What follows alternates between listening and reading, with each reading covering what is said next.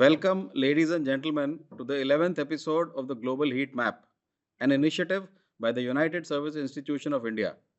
After a brief pause last week, we are back with comprehensive insights on key Indian and global developments for all those with an interest in geopolitics and those preparing for competitive exams. I am today's host, Major General Sanjeev Chowdhry. In this edition, we will talk about the Israel Hezbollah truce, the resurgence of the Syrian Civil War, evolving Indo Bangla relations, India's slowing GDP growth, Trump's warnings to the BRICS nations, South Korea's declaration of martial law, and lastly, India's External Affairs Minister's perspective on Indo China disengagement. Let's dive into the last week's stories shaping our world today. Coming to the first issue. In a major development in West Asia, a ceasefire has been brokered between the Israel and the Hezbollah on 27th of November, offering a glimmer of hope in a region scarred by conflict. This agreement, mediated by the United States with support from France, follows a devastating 14-month war that erupted after the October 7 Hamas attack on Israel. The toll of this conflict has been staggering, especially for Lebanon, where over 3,800 lives have been lost, more than 15,000 people have been injured, and a million displaced. Economic losses have climbed to an estimated $8.5 billion, crippling an already fragile economy. Israel, too, has endured significant casualties, displacement in its northern regions, and economic pressures. Under the agreement, a buffer zone is being established along the blue line. Now, this blue line is the demarcation line dividing Lebanon from Israel and the Golan Heights. It was published by the United Nations on 7th of June 2000. The Hezbollah forces will retreat north of the Litani River, where Israeli troops will withdraw south of the blue line.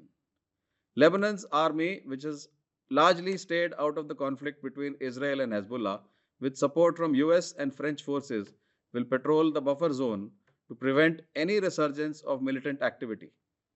Lebanese leaders are optimistic, calling this an opportunity to rebuild the nation and its institutions. For Israel, the ceasefire offers a chance to refocus on broader regional threats, particularly those from Iran. However, the situation remains tense. Since the ceasefire took effect on November 27, there have been 50 reported violations, including Israeli airstrikes in the southern Lebanon and retaliatory attacks from Hezbollah. At least 12 people have been killed in recent strikes. Israeli Prime Minister Benjamin Netanyahu has pledged to reinforce the ceasefire with an iron fist, indicating a firm stance against breaches. Lebanon, meanwhile, has urged the US and France to pressurize Israel to halt what it claims are repeated violations, emphasizing the fragility of this truce. International stakeholders are watching closely as the success of this agreement is critical for regional stability. Failure could reignite violence and further destabilize the region. For now, the ceasefire stands, but its durability is uncertain as both sides remain on the edge. The ceasefire between Israel and Hezbollah holds significant implications both for the world and for India. Globally, it is a critical step towards stabilizing the volatile Middle East, essential for maintaining energy security and preventing disruptions in global oil and gas supply chains. The agreement offers a chance to address humanitarian concerns with over a million displaced and significant casualties requiring reconstruction and aid. The involvement of the US and France highlights the role of superpowers in the region, while the ceasefire's success or failure will influence global efforts to curb extremism. For India, the ceasefire is vital for energy security as the Middle East is a major oil supplier. It also reduces risks to India's large expatriate population in the region and safeguards trade and investment opportunities. Strategically, this truce reinforces India's partnerships with the US and France and supports its neutral foreign policy stance, allowing it to maintain positive relations with both Israel and Lebanon. But let there be no illusion. The path ahead is treacherous. Sustained international engagement will be the linchpin in turning this ceasefire into lasting peace. For now, the region holds its breath, standing on the precipice of hope and uncertainty as the echoes of war slowly fade. Turning now to West Asia, where the Syrian civil war has erupted into intense fighting once again, reigniting a conflict that has already spanned over a decade. Initially sparked during the Arab Spring in 2011 as an uprising against President Bashar al Assad, the conflict escalated into a full scale war, drawing in foreign powers and terrorist groups. For years, Assad managed to hold his ground, heavily relying on support from allies like Iran and Russia. But now, with Iran preoccupied in its conflict with Israel and Russia deeply entangled in its operations, Assad's position appears increasingly vulnerable. In a dramatic turn of events last week, rebel forces made significant territorial gains, seizing large parts of Hama province and setting their sights on Damascus, the capital. Assad's forces, outmatched and overstretched, are facing mounting pressure, raising critical questions about his ability to fend off his offensive. The resurgence of violence has far reaching implications, with the Syrian refugee crisis, the largest in the world, likely to worsen. Over 14 million people have already been displaced since 2011. The battlefield itself has turned into a complex geopolitical arena, with Russian forces, Iranian militias, Hezbollah fighters, American troops, and Turkish forces all operating on the ground, while Israeli fighter jets patrol the skies. Each of these powers is pursuing its own strategic objectives. Russia and Iran are supporting President Assad. Turkey is backing the rebels, and the US is targeting extremist groups. These conflicting goals create a highly volatile situation, turning Syria into a geopolitical tinderbox. Adding to this chaos is the looming threat of a resurgent ISIS, which could capitalize on the instability. So, what options does President Assad have? He could launch a military counteroffensive to reclaim lost territory, but with his allies distracted, support might be limited. Diplomatic engagements with opposition factions could pave the way for a power sharing deal, through, though Assad's history of avoiding compromise makes this unlikely. Strengthening alliances with regional powers like Turkey might provide some leverage, but Turkey's backing of certain opposition groups complicates this strategy. Finally, economic reforms could address domestic pressures, but Syria's collapsing economy and rampant corruption makes this path exceedingly difficult. Each of these options comes with significant challenges, leaving Syria's future deeply uncertain. The world watches closely as the situation unfolds, with hopes for peace tempered by the grim realities on the ground. The re escalation of the Syrian civil war holds considerable significance for both the world and for India. Globally, the renewed conflict threatens to exacerbate the already dire Syrian refugee crisis, displacing millions further and straining international humanitarian resources. The involvement of multiple foreign players, including Russia, Iran, the US, Turkey, and Israel, underscores Syria's role as a geopolitical hotspot, with competing interests creating volatility and increasing the risk of regional instability. The potential resurgence of ISIS adds another layer of global security concerns.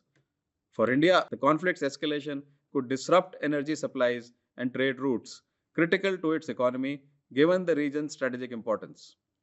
Additionally, heightened instability may divert global attention from other international priorities, including India's regional interests. As the world stands at the crossroads of chaos and hope, the urgency to steer towards diplomacy has never been greater. Only through unwavering commitment to peace can we begin to unravel the far reaching consequences of this unfolding crisis. The stakes are monumental, and the path forward demands nothing less than relentless focus and global resolve. In South Asia, tensions are rising between India and Bangladesh, with China appearing to seize the opportunity to expand its influence. Beijing has hosted a 14-member delegation from Bangladesh's Jamaat-e-Islami party, making a notable shift in its regional strategy. Traditionally aligned with the Bangladesh's Awami League, China is now engaging with a broader spectrum of political actors, signaling its intent to leverage Bangladesh's internal political dynamics to bolster its position in South Asia. Meanwhile, relations between New Delhi and Dhaka took a hit this week after a mob attacked the Bangladeshi mission in Tripura. While New Delhi swiftly condemned the incident, Dhaka has expressed dissatisfaction with the response. Bangladesh's interim leader, Nobel laureate Mohammad Yunus, summoned the Indian High Commissioner, alleging that Indian media coverage has escalated the crisis. In a significant move, Yunus filed a petition in Bangladesh's top court seeking to ban Indian news channels from broadcasting in the country. Adding to the diplomatic fallout, Bangladesh has suspended consular and visa services in its mission in Agartala. Yunus also addressed reports of violence against Bangladesh's Hindu minority, dismissing them as exaggerated and politically motivated. He attributed these incidents to political unrest, particularly perceptions of Hindu support for the ousted. While emphasizing his government's commitment to protecting minority communities, Yunus criticized Indian media portrayal of the situation, warning that it could destabilize Bangladesh further. These developments underscore a growing complexity in regional geopolitics. China's engagement with Islamist factions in Bangladesh adds another layer of strain to Indo Bangla relations, already complicated by recent events. For India, these dynamics pose significant challenges. The rise of Islamist factions, coupled with China's involvement, complicates its security and diplomatic priorities. Both nations now face the critical task of managing their differences carefully to prevent further destabilization and counter external influences. As the tension between India and Bangladesh simmers, the region holds its breath, eyes fixed on the unfolding drama. Every move, every decision carries the weight of history and the promise or peril of what comes next. The stakes are high and the world is watching closely, waiting to see how this delicate balance of power and diplomacy will shape the future of Indo Bangladesh relations. In economic news, India's GDP growth for the July September quarter of 2024 has slowed to 5.4% year on year, the lowest rate in nearly 2 years and well below the Reserve Bank of India's projections. The slowdown is being attributed to weakened manufacturing output and subdued urban consumption, heavily impacted by rising food inflation and high borrowing costs. Private consumption, which makes up nearly 60% of the GDP, has shown clear signs of strain, with noticeable decline in consumer goods and vehicle sales. In response, the Indian government is rolling out measures to revive growth and meet its fiscal target of 6.5% to 7%. To address this slowdown, experts highlight a range of critical measures. Monetary policies, including interest rate cuts and increased liquidity, are expected to reduce borrowing costs and stimulate investments. Physical initiatives such as targeted subsidies, rural employment programs, and directed benefit transfers could help generate demand and create jobs. Additionally, boosting consumption through GST rate cuts and supporting manufacturing and exports with incentives and trade negotiations are seen as essential steps. Long term structural reforms will also play a key role. Adjustments to labor markets, easing business regulations, and investments in sections like renewable energy, healthcare, and education are expected to enhance economic resilience. Managing inflation through improved agriculture logistics and food price stabilization alongside coordinated monetary and fiscal policies is critical. Finally, reviving investor confidence through policy clarity, global outreach, and urban employment schemes could further attract investments and foster growth. A sectoral focus on renewable energy, manufacturing, and urban development is also being emphasized to address vulnerabilities and ensure sustainable progress. As the government balances these short term measures with long term reforms, all eyes are on the steps it will take to stabilize the economy and maintain global competitiveness. The slowdown in India's GDP growth has far reaching implications. Globally, India's economic performance is closely monitored as it influences investor confidence, trade flows, and overall economic stability in emerging markets. A prolonged slowdown could dampen global growth prospects, especially in sectors where India is a key contributor, such as technology, manufacturing, and services. At home, the economic strain lays bare critical vulnerabilities in manufacturing, consumption, and inflation management, painting a stark picture of the challenges ahead. The road to recovery demands more than just quick fixes. It calls for a delicate balance of bold short term actions like monetary easing and physical incentives, coupled with transformative long term reforms in labor markets, business regulations, and key sectors such as renewable energy, healthcare, and education. The stakes are high, and the moment is pivotal.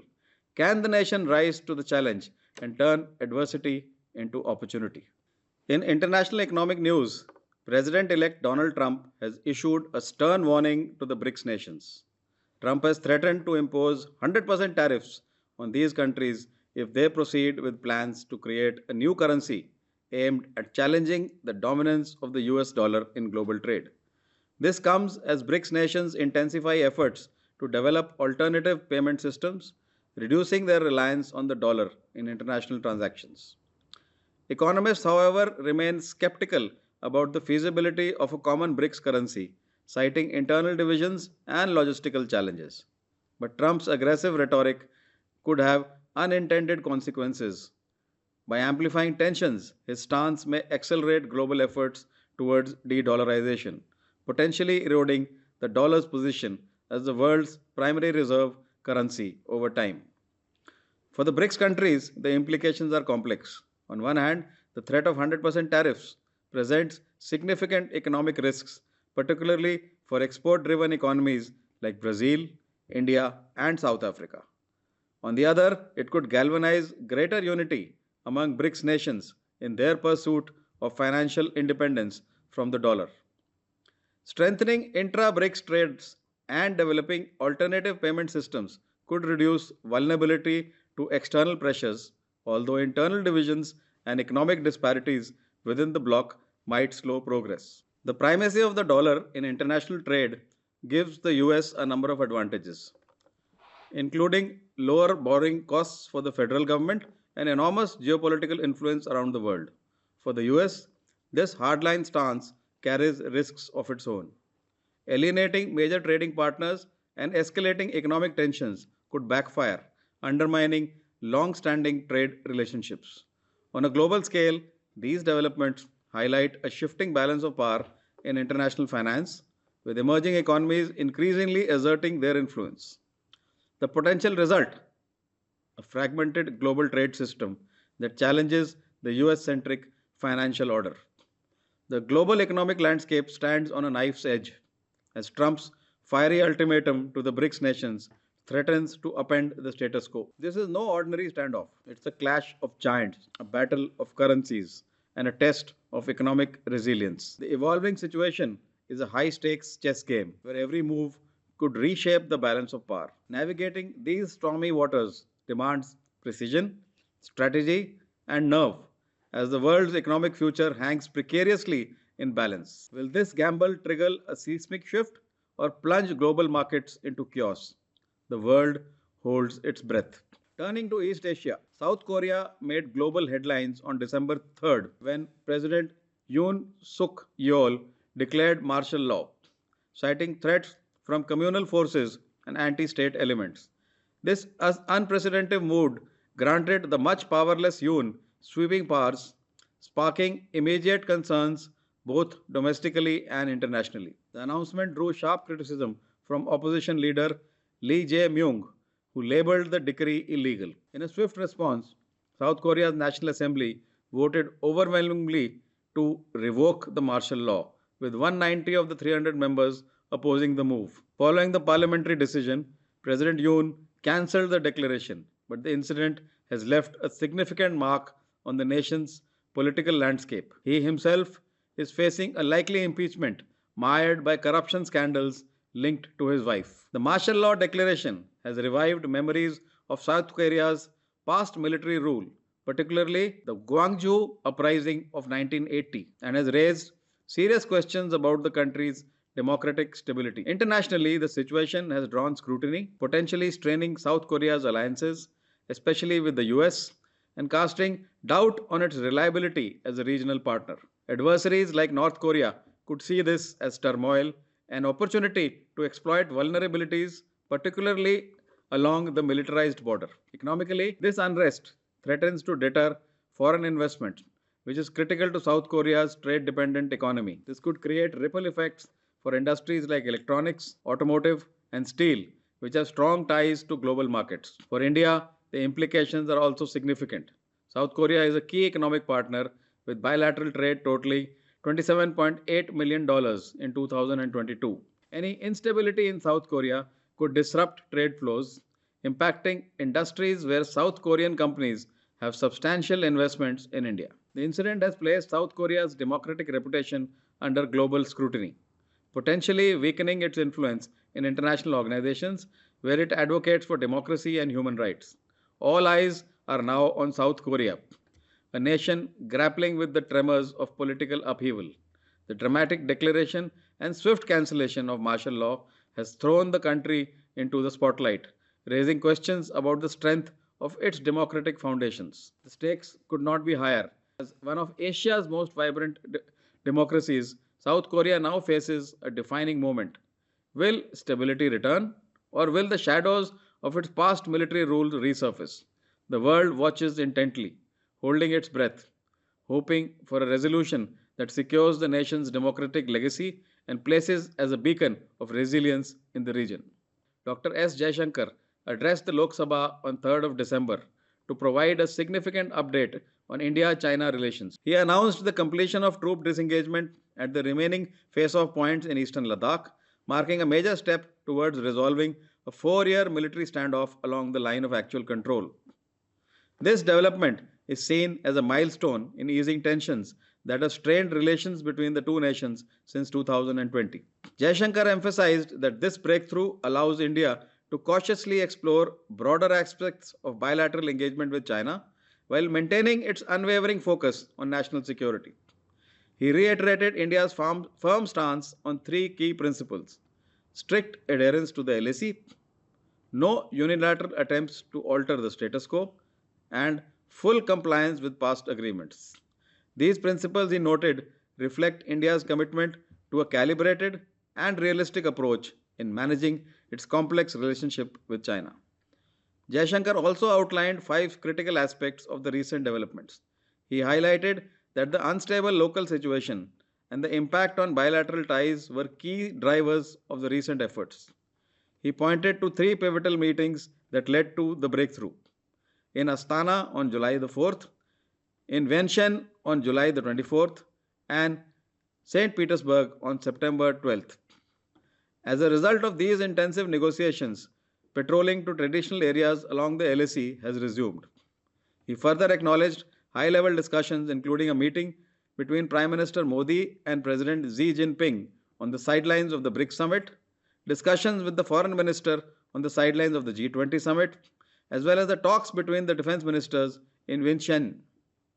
Jaishankar concluded by underscoring the importance of de escalation, effective management of the border activities, and continuing discussions on unresolved issues.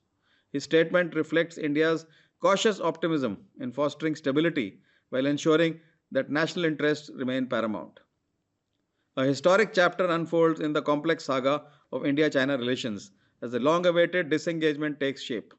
This milestone, etched with hard fought negotiations, hold the promise of easing years of tension along the rugged borders.